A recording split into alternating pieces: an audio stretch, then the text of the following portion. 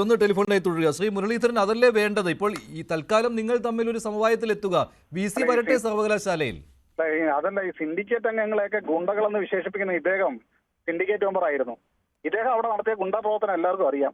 അതുകൊണ്ട് അത്തരത്തിലുള്ള സംസാരം ഒന്നും നടത്തണ്ട. ഇവിടെ ഈ സർവകലാശാലയിൽ പ്രശ്നം ഉണ്ടാക്കുന്നതിന് ഗവർണറെയും അതേപോലെ തന്നെ വൈസ് ചാൻസലറെയും ഉൾപ്പെടെയുള്ള ആവശ്യമില്ലാത്ത പ്രശ്നങ്ങൾ ഉണ്ടാക്കുന്നതിനകത്ത് ഒന്നാമത്തെ കക്ഷിയാണ് ഇപ്പൊ എനിക്ക് മുമ്പ് ചർച്ച ചെയ്ത ശശികുമാർ. ഈ ശശികുമാർ കൂടി ഇരുന്ന് ഒരു യോഗം VC ഇല്ലാതെ കൂടിയിട്ടുണ്ടല്ലോ ഈ സർവകലാശാലയില്. അതെന്താ പറഞ്ഞു പോണേ?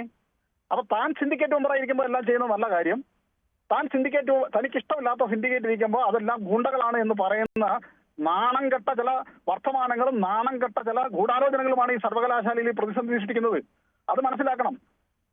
ഈ സർവകലാശാലയിൽ പ്രതിസന്ധി ഉണ്ടാക്കുന്നത് വൈസ് ചാൻസലറാണ്, അല്ലാതെ വേറെ ആരുമല്ല. മനസ്സിലായില്ലേ? അതാണ് യഥാർത്ഥ പ്രശ്നം. അല്ല, വൈസ് ചാൻസലർക്ക് അങ്ങോട്ട് വരാൻ പറ്റില്ല, അദ്ദേഹത്തിന്റെ കാല് വിട്ടുമെന്നാണല്ലോ പറഞ്ഞിരിക്കുന്നത്. അതാണെന്നാണ് ഇപ്പോൾ ശശികുമാർ പറയുന്നത്. 8 ദിവസത്തേക്ക് വന്ന സിസ തോമസ് വന്നല്ലോ അവിടെ. ഒരാളും കാലും കൈയും വെട്ടിയില്ലല്ലോ. അവർ 8 ദിവസം ഡ്യൂട്ടി എടുത്തല്ലോ അവിടെ. എന്തെങ്കിലും പ്രശ്നം ഉണ്ടായോ? നിങ്ങൾ കണ്ടതല്ലേ, കേരളം കണ്ടതല്ലേ? അപ്പൊ ഇത് ഞാൻ പറഞ്ഞു, ഇതിന്റെ പിന്നിൽ ഒരു രാഷ്ട്രീയമായ ഗൂഢാലോചനയുണ്ട്, ഒരു അട്ടിമറിയുണ്ട്. അതിനുവേണ്ടി പറഞ്ഞു വെക്കുന്ന കാര്യങ്ങൾ ഇതെല്ലാം. ഒരു വൈസ് ചാൻസലർക്ക് സർവകലാശാലയിൽ എത്തണമെന്നുണ്ടെങ്കിൽ അതിനാവശ്യമായിട്ടുള്ള എല്ലാ സംവിധാനവും ഇവിടെ ഇല്ലയോ? ഇത് കേരളമല്ലേ? എന്തിനിങ്ങനെ മാറിയിരിക്കുന്നു? അധികം സർവകലാശാലയാ. 4 ദിവസം മുമ്പ് ഞങ്ങളൊരു കത്ത് കൊടുത്തു. ഇവിടെ ചില അസാധാരണമായ പ്രശ്നങ്ങൾ ഉരുത്തിരിഞ്ഞിരിക്കുന്നു. അതുകൊണ്ട് അടിയന്തരമായി സിൻഡിക്കേറ്റ് യോഗം വിളിക്കണം. സിൻഡിക്കേറ്റ് യോഗം വിളിച്ചാൽ തീരുന്ന പ്രശ്നമേ ഉള്ളൂ ഇത്. എന്തുകൊണ്ട് സിൻഡിക്കേറ്റ് യോഗം വിളിക്കുന്നില്ല? ഞങ്ങളൊരു കത്ത് കൊടുക്കുമ്പോൾ വൈസ് ചാൻസലർ എന്ന് പറയുന്നത് മഹത്തായ ഒരു പദവിയാണ്. അദ്ദേഹം തിരിച്ച് ജനാധിപത്യപരമായി കൂടുകയോ കൂടത്തില്ലയോ എന്ന് ഞങ്ങളെ തിരിച്ചറിയിക്കണ്ടേ? അറിയിക്കുന്നില്ലല്ലോ, മാറി നിൽക്കുകയല്ലേ. ഓൺലൈൻ ഫയൽ നോക്കുന്നതിന് എന്തിന് യൂണിവേഴ്സിറ്റി വരണം? വീട്ടിൽ ഇരുന്ന് നോക്കാമല്ലോ, അല്ലെങ്കിൽ ആരോഗ്യ സർവകലാശാല ഇരുന്ന് നോക്കാമല്ലോ, എവിടെ ഇരുന്ന് വേണമെങ്കിലും നോക്കാം.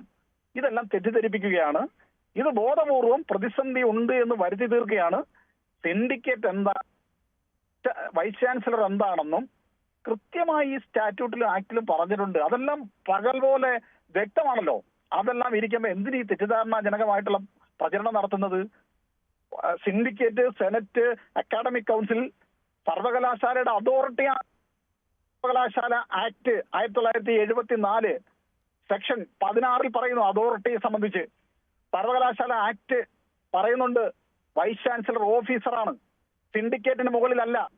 സിൻഡിക്കേറ്റിന്റെ തീരുമാനങ്ങളെ ഓവർ റൂൾ ചെയ്യാനുള്ള റൈറ്റ് വൈസ് ചാൻസലർക്ക് ഇല്ല. ഇതൊക്കെ വ്യക്തമല്ലേ? ഇത് മുരളിയോ അല്ലെങ്കിൽ ഗോപകുമാറോ അല്ലെങ്കിൽ നിങ്ങളോ തീരുമാനിച്ച കാര്യങ്ങളാപരമായി ഒരു നിയമസഭ പാസാക്കിയ ബില്ലിന്റെ നിയമത്തിന്റെ അടിസ്ഥാനത്തിൽ ഉണ്ടാക്കിയ ആക്ടും സ്റ്റാറ്റ്യൂട്ടും അനുസരിച്ചിട്ടാണ് സർവകലാശാല പോകുന്നത്. അതിൽ നിന്ന് വ്യതിചലിക്കുന്നതാണ് ഈ പ്രതിസന്ധിക്ക് കാരണം. അതല്ലേ വസ്തുത?